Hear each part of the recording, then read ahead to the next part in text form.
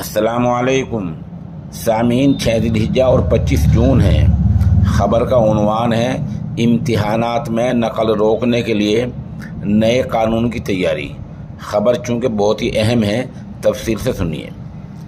उत्तर प्रदेश के रियासती कानून कमीशन ने मुसाबकती और तालीमी इम्तिहानात से मुताल्लिक सवालात के पर्चों के लीक होने को रोकने और पेपर हल करने वाले गिरोह को रोकने के लिए एक कानूनी मुसव्वदा तैयार किया है।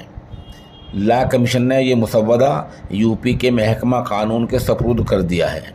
इस मुजव्वदा कानून में 14 साल कैद और 25 लाख रुपए तक जुर्माने की सज़ा रखी गई है।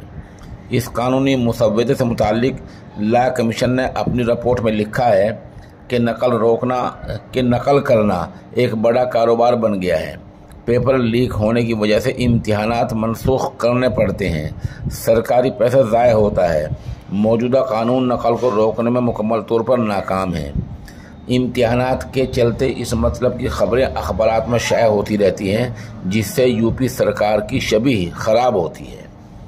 मुसव्वदे में कहा गया कि इस काम के लिए जो कानून पहले से मौजूद है वो नाकाफ़ी है। इसमें कम उम्र इम्तिहान देने वालों की कम उम्री को मद्देनज़र रखते हुए सिर्फ अलामती सज़ा की दफ़ात थी।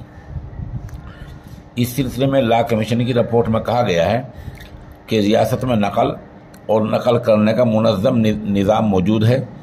ये पेपर लीक के ज़रिए, ब्लूटूथ के ज़रिए, पेपर हल करने वाले गिरोहों के ज़रिए होता है और इसमें इम्तिहान देने वाले महकमे और कंपनियों के मुलाजिमीन और अफसरान भी शामिल हो सकते हैं। जब भी उत्तर प्रदेश की STF या किसी और जांच एजेंसी ने धोखा देने वाले गिरोह को पकड़ा है, धोखाधही और उसको करवाने के वही तरीके कुछ फ़र्क के साथ बार बार बेनकाब होते हैं। नकल करने और इस पर अमल करने वाले लोगों को सज़ा देने के लिए जदीद टेक्नोलॉजी का इस्तेमाल का इंतज़ाम है। धोखाधही करने वाले तलबा के नताइज रोक दिए जाएंगे। यह उम्मीदवार को अगले 2 इम्तिहानी सेशनों में शिरकत से रोक दिया जाएगा। यानी कोई इम्तिहान में नकल करता पकड़ा जाता है, उसका नतीजा रोक लिया जाएगा और ये भी हो सकता है कि उम्मीदवार को अगले 2 इम्तिहानों तक न बैठने दिया जाए।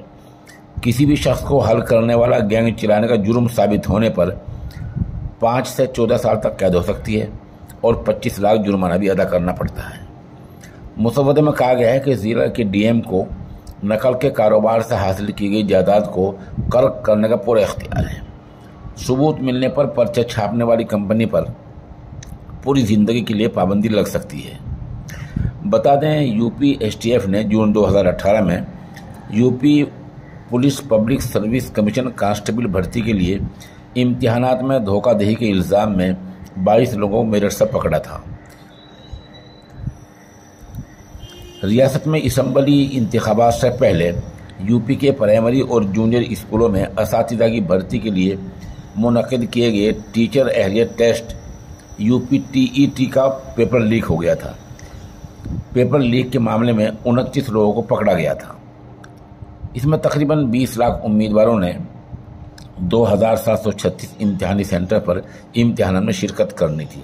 बहरहाल ऐसे वाक़यात हैं और यूपी सरकार नया कानून बनाने की तैयारी में है ताकि इम्तिहानात में नकल को रोका जा सके।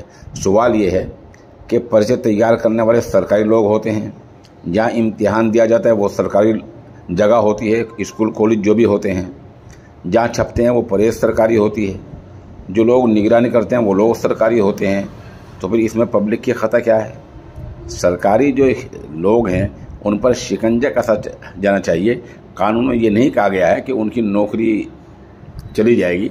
ऐसी दफ़ात शामिल होनी चाहिए जो सरकारी अफसर, सरकारी टीचर, सरकारी अहलकार इसमें पकड़ा जाए तो उसकी नौकरी चली जाए और उसको दोबारा सरकारी नौकर लगने का चांस ख़त्म हो जाए।